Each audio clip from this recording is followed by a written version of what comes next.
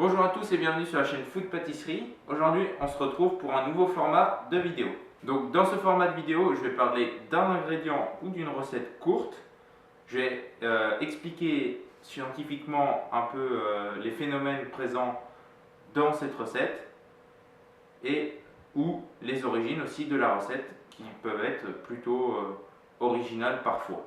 Ces petites astuces et ces petites recettes pourront aussi être réutilisées pour des plus grosses recettes, comme par exemple aujourd'hui la crème chantilly qui sera réutilisée pour la forêt noire.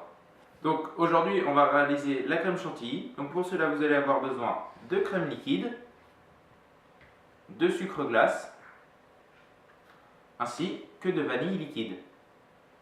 Avant de passer à la recette, on va parler un peu des origines de la crème chantilly. Donc la crème chantilly elle a une origine assez contestée. Les premières traces de crème chantilly, en fait, elles remontent à 1650 environ, et c'était une crème qui était fouettée, donc montée, mais dans laquelle on ne rajoutait pas de sucre ni de vanille.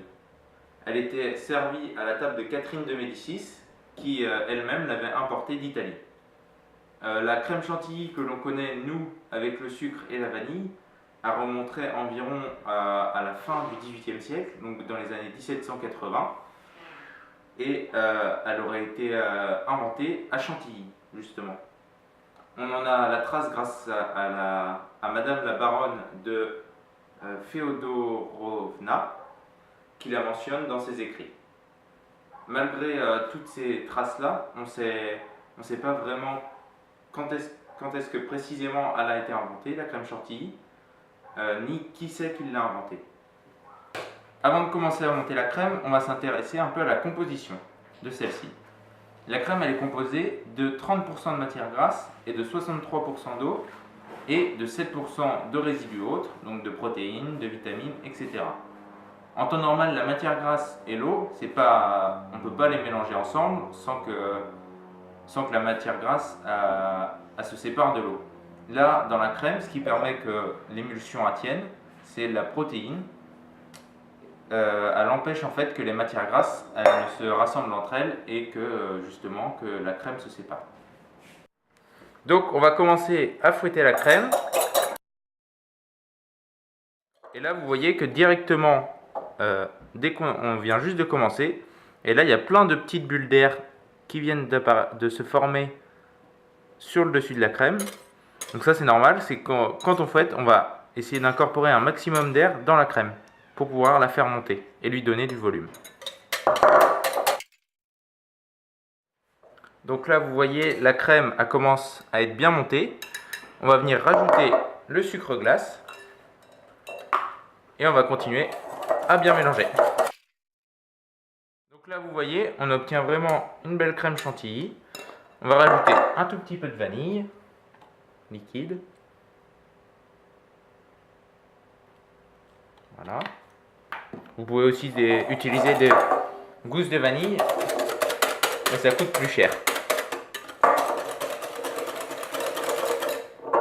Donc voilà, vous obtenez une belle crème chantilly, comme celle-ci.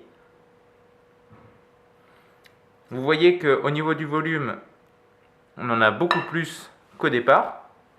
Et aussi, au niveau texture, la crème a épaissi. L'explication de l'épaississement de la crème, elle est très simple. Lorsqu'on fouette la crème, en fait, on incorpore de l'air. Et donc, on permet aux matières grasses aussi de se rassembler entre elles. Lorsqu'elles se rassemblent, elles vont fusionner ensemble et elles vont former un réseau qui va permettre d'emprisonner les bulles d'air. Lorsqu'elles vont aussi se fusionner, elles vont permettre l'épaississement de la crème, et en emprisonnant les bulles d'air, ça va permettre aussi à la crème de prendre plus de volume. Donc là, je vais monter plus la crème, et vous allez voir ce qui se passe lorsqu'on monte trop une crème chantilly.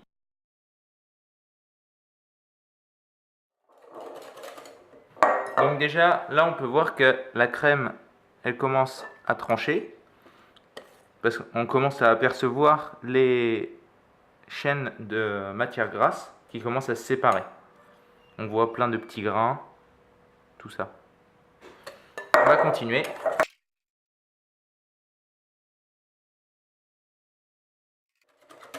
Vous voyez aussi, on vient de perdre tout notre volume, tout le volume qu'on avait avant. Là, vous remarquez aussi qu'il commence à y avoir une sorte de jus qui est apparu. On va continuer.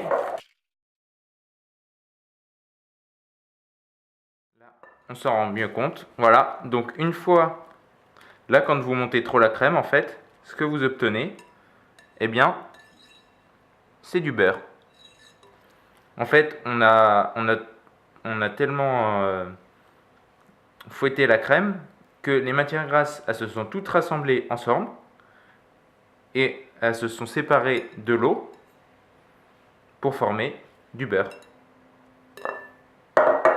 Si j'avais quelques conseils à vous donner pour réussir votre crème chantilly et qu'elle soit parfaitement bien montée, ça serait d'avoir un récipient bien froid qui permettrait aux matières grasses de se lier ensemble plus vite et surtout d'éviter de trop monter la crème, sinon vous obtiendrez du beurre.